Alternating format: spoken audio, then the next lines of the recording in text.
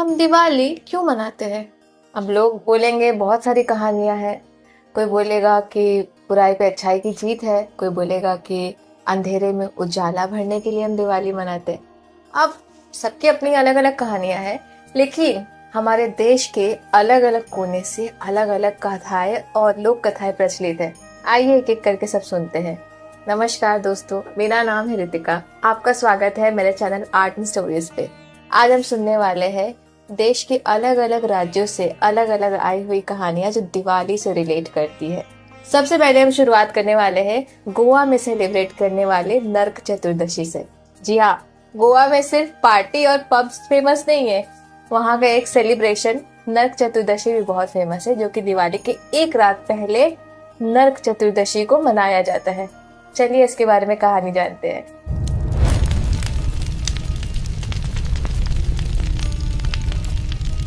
नरक चतुर्दशी के दिन गोवा में नरकासुर का पुतला जलाया जाता है और इसके पीछे की बैक स्टोरी ये है कि नरकासुर नाम का एक राक्षस हुआ करता था, जिसे भूमि देवी और वराह देव का पुत्र भी माना जाता है। उसे भगवान ब्रह्मा से ये शक्तिशाली होने का वरदान मिला था, लेकिन उस पे ये श्राप भी था कि उसकी मृत्यु उसकी माँ भूमि देवी के हाथों ही होगी। समय बीतने लगे और नरकासुर एक दुष्ट राक्षस बन गया, जो देवताओं को परेशान करना शुरू कर दिया था। यहाँ तक कि उसने 16,000 स्त्रियों का अपहरण किया था और उन सभी से विवाह करना चाहता था। जब उसका आतंक बहुत ज़्यादा बढ़ने लगा तो भगवान श्री कृष्ण और उनकी पत्नी सत्यभामा ने उससे युद्ध किया और सत्यभामा के अंदर भूमि देवी आ गई, जिनके वाण लगने से नरकासुर की मौत हो गई।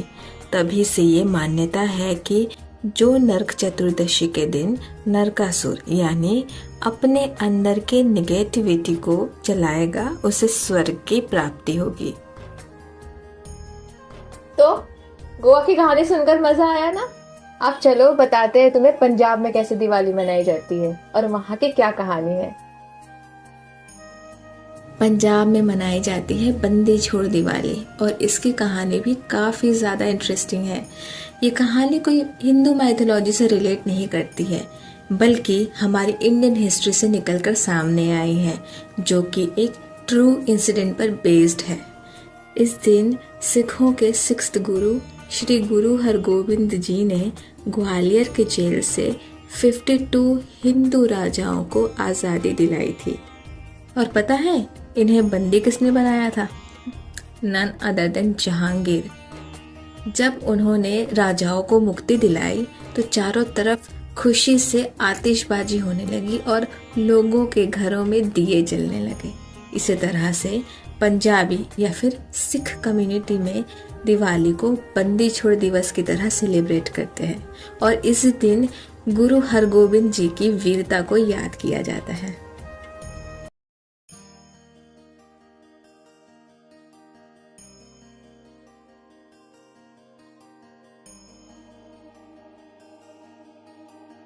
गोवा और पंजाब तो घूम दिए, अब चलो उड़ीसा चलते हैं। वहाँ देखते हैं कैसे दिवाली सेलिब्रेट की जाती है। ओडिशा में दिवाली के दिन भगवान गणेश, माता लक्ष्मी के साथ साथ माँ काली की भी पूजा की जाती है और उनकी एक बहुत यूनिक परंपरा है कि उस दिन सब अपने घर में पूजा पाठ करने के बाद घर से बाहर निकलकर कौड़िया काठी यानी कि जूट की लकड़ियाँ जलाते हैं। उनका ये मानना है कि उनके पूर्वज खुले आकाश में रहते हैं और इस तरह से कौड़िया काठी जलाने से उनके पूर्वज प्रसन्न होते हैं और उन्हें आशीर्वाद देते हैं।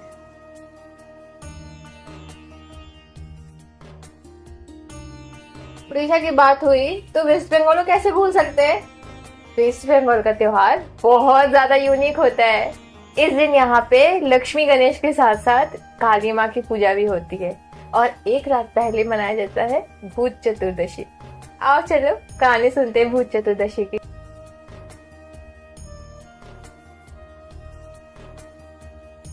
दिवाली के एक रात पहले वेस्ट बंगाल में भूत चतुर्दशी मनाई जाती है, जिसे हम इंडियन हैलोवीन के नाम से भी जानते हैं। इसलिए यहाँ कई जगह देवी काली की मूर्ति के साथ साथ भूतों की मूर्तियाँ भी बनाई जाती है। बंगाली परंपराओं के अनुसार इस दिन धरती पर एक पोर्टल खुलता है जो कि दूसरी दुनिया से कनेक्ट होता है और इसी से होकर उनके सभी 14 जनरेशन्स तक के एंसेस्टर्स धरती पर आते हैं। लेकिन उनके साथ साथ कुछ एविल एंटिटीज भी आते हैं, जैसे कि शाकचुन्नी, पितनी, डाइनी, डाकिनी एटसेट्रा। इसलिए इस दिन सभी अपने घर के बाहर 14 दिए जलाते हैं और 14 तरीके के साग भी बनाकर खाते हैं, जिससे उनके एंसेस्टर्स उनके घर आए और अपना आशीर्वाद दे सके और साथ ही साथ उन प्रेत और नेगेटिव एंटिटीज से भी प्रोटेक्शन दिलाए।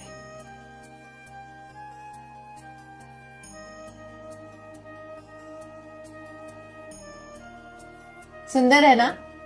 हाँ, वैसे दिए से याद आया कि बचपन से एक चीज हम देखते आ रहे हैं कि मम्मी हमेशा दिवाली के एक रात पहले एक दिया निकालती है, चाहे आटे से बनाकर, चाहे ये मिट्टी का दिया, उसे कहती है यम का दिया। अब मेरे दिमाग में यही चलता है बचपन से कि ये यम का दिया होता क्या है? हाँ, यमराज के लिए निकालते, लेकिन क्यों निकालते हैं ये दिया? आइए इसकी पिछली कहानी जानते हैं।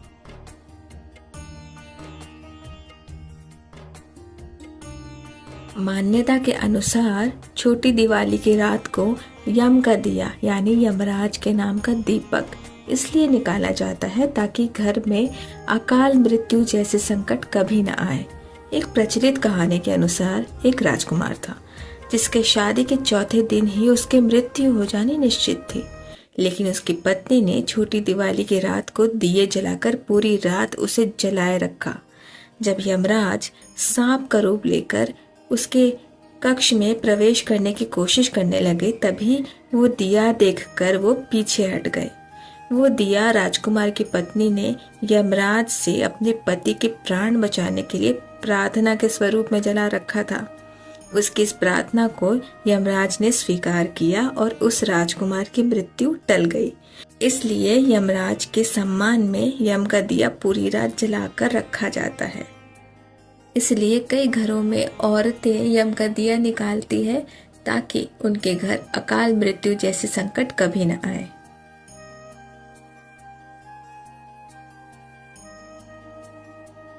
आपने भी दिवाली की तैयारी की है? नहीं? देखो सुंदर है ना?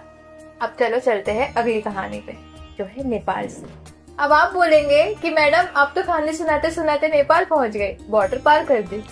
पर एक्चुअली नेपाल और इंडिया के बीच में भले बॉर्डर है, लेकिन नेपाली ओरिजिन के लोग यहाँ पे रहते हैं, तो इसीलिए वो अपने कस्टम एंड ट्रेडिशन को फॉलो करके उसी हिसाब से दिवाली मनाते हैं। आओ चलिए उनकी कहानी सुनते हैं। नेपाली दिवाली में भी कई त्योहार आते हैं और सबसे पहले शुरुआत होती है काग त्योहार से। इस दिन सभी लोग काग यानी कौवे की पूजा करते हैं और उन्हें खाना खिलाते हैं। अब हम सबको पता है कि कौवों को पितरों से जोड़कर देखा जाता है। मान्यता के अनुसार कौवों को खुश करना बहुत ज़रूरी है, क्योंकि अगर ये खुश नहीं हुए तो वो बुरी खबर लाते हैं और इसी तरह से आने वाला साल बैड लक लेकर आता है। उसके बाद आता है कुकुर तिहार, जो कि डॉग लवर्स के लिए बहुत अच्छा होगा, क्योंकि इस दिन कुकुर यानी डॉग्स की पूजा की जाती है। इस दिन उन्हें गेंदे की माला पहनाकर माथे पर तिलक लगाकर उनकी सेवा की जाती है। उन्हें अच्छा अच्छा खाना खिलाया जाता है। लोगों की मान्यताएं ये है कि डॉग्स यमराज के द्वारपाल है, जो कि मरने के बाद लोगों की आत्माओं को मुक्ति दिलाने का काम करते हैं। कुकुर तिहार के बाद आता है गई तिहार यानी कि गौ तिहार, थर्ड डे, जो कि लक्ष्मी पूजा का दिन भी होता है और ये दिवाली के दिन मनाया जाता है। इस दिन गायों को अच्छी तरह से नहला धुलाकर सजाया जाता है और उनकी पूजा की जाती है।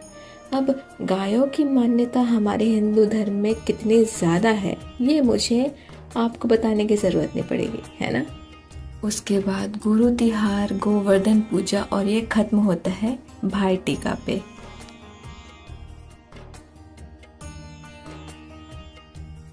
तो कैसा लगा कहानी सुनकर? मजा आया ना? देश के अलग अलग कोने में देखा किस तरह से दिवाली सेलिब्रेट की जाती है। आपके यहाँ कौन सी दिवाली मनाई जाती है कमेंट सेक्शन में जरूर लिख कर बताइए। अब भाई मैं तो चली पटाखे फोड़ने, आप भी जाओ अपनी दिवाली मनाओ। लेकिन हाँ, उसके पहले अगर वीडियो पसंद आया हो तो वीडियो को लाइक कर दीजिए। चैनल पर पहली बार आए हैं तो सब्सक्राइब जरूर कर दीजिएगा। इस वीडियो को अपने फ्रेंड्स एंड फैमिली के साथ भी जरूर शेयर कर दीजिएगा ताकि उन्हें भी इसके बारे में पता चले। मिलते हैं हमारे नेक्स्ट वीडियो में फिर एक नई कहानी के साथ। तब तक के लिए अपना बहुत ख्याल रखिए and wish you and your family a very happy, prosperous and safe Diwali.